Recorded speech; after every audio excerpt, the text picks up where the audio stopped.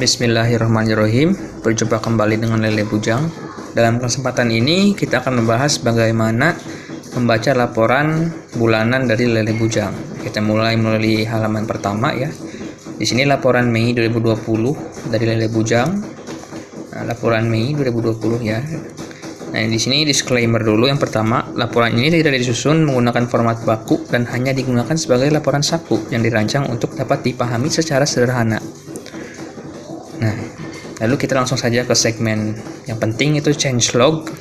Di sini changelog itu adalah page untuk menerangkan bahwa ada perubahan atau tambahan atau pengurangan dari laporan. Nah, untuk kali ini kasusnya ada penambahan, yaitu yang pertama, edit the average. The average ini apa? Ini bagian terbaru ya, untuk menunjukkan informasi mengenai rata-rata produksi, rata-rata performa keuangan dan sebagainya, yang nanti fungsinya untuk benchmarking ya. Lalu di sini yang kedua, ada edit share simulation. Share simulation ini jadi kayak bagian prediksi untuk hasil investasi. Nah, itu sederhananya lah ya. Di sini kita langsung ke bab pertama, yaitu bab 1. Di sini bab 1 itu ringkasan ya. Jadi ringkasan apa yang terjadi selama bulan Mei 2020. Baik itu jumlah produksi, target, apa yang terjadilah pokoknya di sini tinggal dibaca saja ya. Nah, kita langsung saja masuk ke yang terbaru. Nah, yang terbaru ini adalah the average. Nah, the average ini bagannya adalah untuk menunjukkan rata-rata dari setiap batch produksi ya. Di sini ada yang warna hijau, ada yang warna kuning, ada yang warna merah. Ini artinya apa? Yang warna hijau ini adalah batch produksi yang sudah selesai. Nah, yang 8F ini yang kuning, ini yang ongoing, yang tapi datanya bisa dipakai. Kalau yang 9E ini yang merah ke sana itu datanya belum bisa dipakai ya. Di sini ada banyak variabelnya, mulai dari bibit, pakan, perlengkapan, sampai profit dan hari berapa lama panennya. Nanti ini dirata-ratakan dan akan dijadikan benchmark ya. Benchmark pertama itu, yang pertama kita rata-rata dari 7 kali produksi. Jadi selama 7 kali produksi ini berapa sih rata-ratanya dari rasio profit yang didapatkan, total penjualan dan sebagainya. Nanti dibandingkan dengan benchmarking yang 8 batch ya, ini yang warna kuning ini. Nah, ini nanti dibandingkan mana yang lebih baik.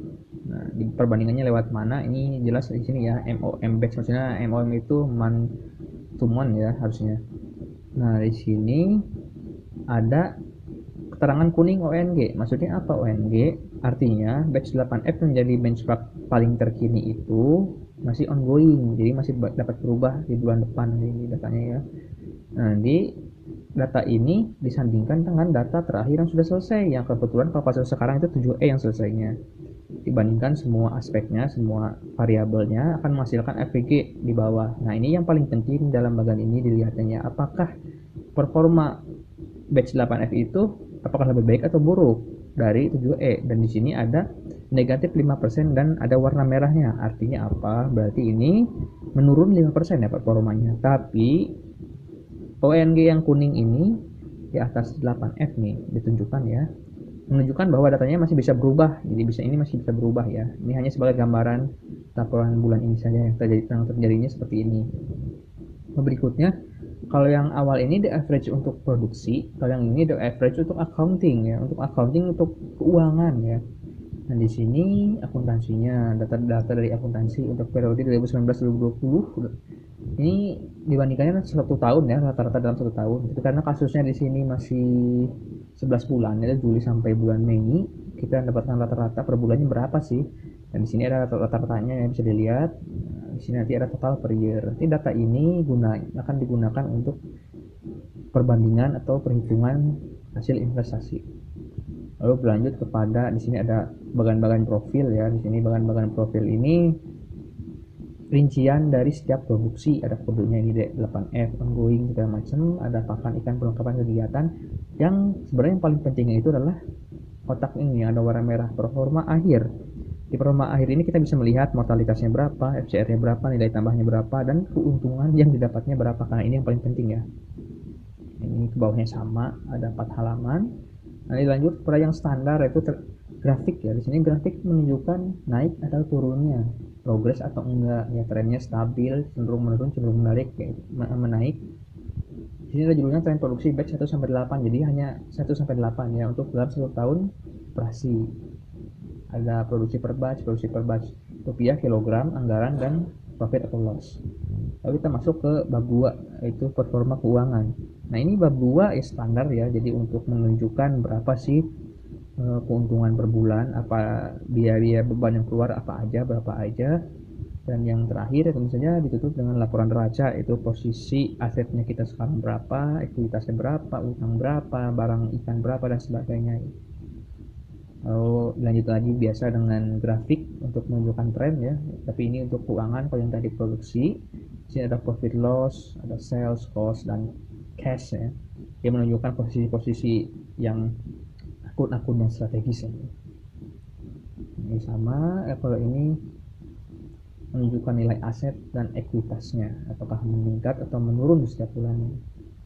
Nah, kalau sekarang kita lanjut kepada bagian yang baru yang tadi, yang ada di change log nomor 2. Itu ini untuk perhitungan hasil investasi. Karena dulu kan kita dipisah ya untuk laba ditahan informasinya. Sekarang kita disatukan agar lebih mudah diakses, tapi kita menggunakan kode namanya di sini. Contoh misalkan shareholder ENF, shareholder FNM, dan shareholder RJS. Seperti biasa, di sini ada warna yaitu merah, kuning, dan hijau ya. Fungsinya berbeda. Nanti saya jelaskan. Jadi untuk bagian pertama ini adalah real situation, jadi kondisi realnya ya. Nah, untuk kejadiannya ini ada yang merah, statusnya invested. Maksudnya invested apa sih? Maksudnya invested ini laba ditahan dari produksi batch 3E dan 5E. Ya kebetulan sehingga 4F dan 6F digunakan dalam ekspansi kolam. Nah, artinya apa? Diinvestasikan ke lele bujang lagi melalui apa? Melalui aset fisik atau penambahan produksi. Nah, setelah itu ada yang ini finish. Yang hijau ini artinya apa? Laba yang ditahan ini bisa diambil oleh shareholder. Nah, untuk yang kuning ini masih ongoing. Jadi sudah ada datanya, tapi uangnya belum bisa diambil ya. Seperti itulah kira-kira sederhananya. Nah, di sini ada LT laba ditahan ya, after invested. Nah, kalau ada keterangan after invested artinya apa? Berarti yang dapat diambil, dapat di-share, dapat dibagikan itu adalah yang di bawah setelah status invested, yang ke bawah ya. Misalkan nanti yang ongoing ini berubah jadi finish, berarti dua-duanya bisa dibawa. Nanti perhitungannya di sini totalnya berapa begitu. Nah, kalau yang ini kan situasi yang real ya. Kalau bagian selanjutnya sama seperti yang awal, konsepnya seperti itu, tapi ini prediksi based on average. Average yang tadi awal di bagian pertama, seperti contoh rata-rata mortalitas per bulan berapa, FCR per bulan berapa, nilai tambah per bulan berapa, itu dijadikan acuan untuk menghitung prediksi. Berapa sih kalau misalkan penjualannya sekian, berapa sih kalau misalkan penjualannya sesuai dengan rata-rata. Nah, ini bisa dilihat lah ya simulasinya. Dan di sini kan ada perbedaan nih, ada yang 42%, yang sedangkan yang RJS 75%. Nah, ini nanti kita harus diskusikan apakah perlu dirubah atau tidak, karena kan kalau yang awal ini kenapa 42%, itu karena ada rencana untuk ekspansi kolam. Kalau yang RJS kan baru masuk nih, shareholder baru. Ini kesepakatan awalnya itu memang diambil 75%. Nah, kalau yang tadi harus ada penyesuaian ya, nanti kita diskusi lagi. Ya pokoknya ini bagian yang sekarang ini untuk prediksi. Jadi prediksi ini hanya untuk per batch ya, per batch produksi. Nah, berikutnya ini ada sales ratio. Agar menjaga konsistensi, ini kami memiliki pendapat juga. Jadi mengapa tidak untuk sales kita bagi per bulan. Jadi setiap bulan investor itu bisa mendapatkan hasil dari usahanya. Nah, tapi pertanyaannya adalah berapa? Nah, kita mendapatkan perhitungan seperti ini, karena kan nilai investasi produksi ada dua jenis ya, ada produksi dan ada aset. Nah, untuk produksi ini berarti untuk produksi setiap batch yang value-nya tentu saja kalau default yang awal itu kan 10 juta. Nah, dalam kasus untuk nomor 1 dan nomor 2 ya, shareholder ENF dan FNM, kenapa menjadi 15 juta? Karena sudah ada progres, karena ada tadi yang status invested yang warna merah ini nih. Nah, kemana sih status invested itu? Ya bisa saja ke produksi atau ke aset. Nah, sekarang kan ingin menambah produksi nih agar per bulannya itu naik. Berarti kemarin pembagiannya setelah dijumlahkan yang kondisi real, nah ini 3.400.000, 3.200.000, 3.200.000, 3.700.000. Nah, itu ditambahkan ke produksi sebagian, ke aset sebagian, karena memang ada aset fisiknya, yaitu aset kolam. Nah, lalu di sini nanti kan memunculkan rasio. Kenapa di sini ada rasionya? Maksudnya ada nilainya ya. Contoh misalkan ini, pembandingnya 40 juta. Dari mana sih 40 juta itu? Ya, tentu saja dari aset produksi. Dari mana 40 juta? Ini ada 15 juta, tambah 15 juta 30, ditambah 10 dari investasi yang RCS. Jadi jumlahnya kan 40 tuh. Nanti bakal ketemu seharusnya berapa sih sebenarnya untuk misalkan dalam 1 bulan. Nah, untuk aset dibandingkannya dengan apa? Dengan keseluruhan nilai aset tentunya ya. Nah, pokoknya kita ini intinya dapat dua angka, yaitu 1% untuk dari aset fisik. Nah, untuk 38% ini untuk dari aset produksi.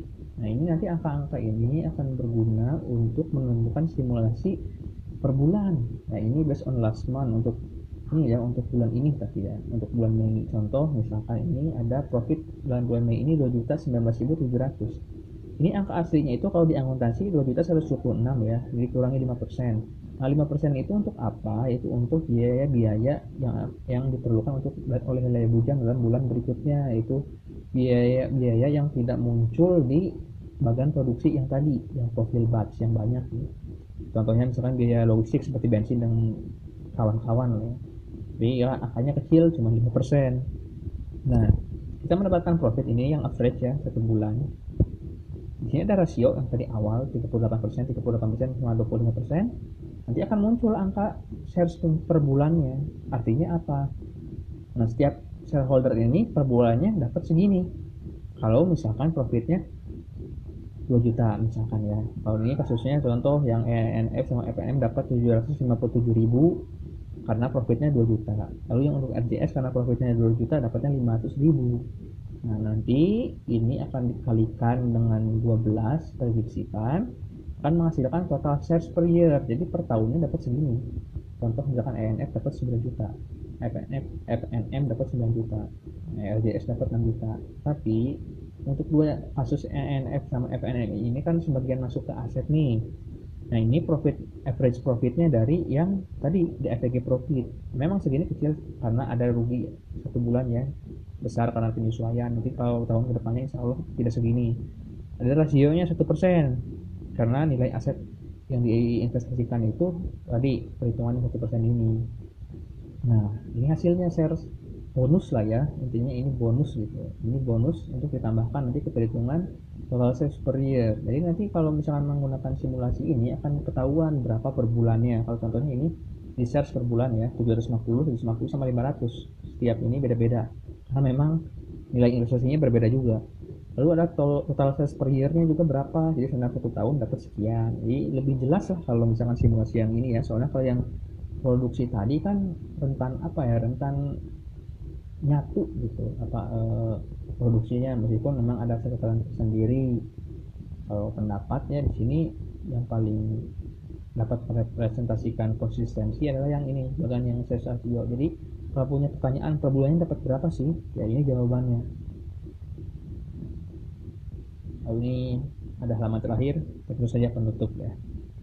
Cukup sekian tutorial untuk membaca laporan Lele Bujang. Terima kasih. Wassalamualaikum warahmatullahi wabarakatuh.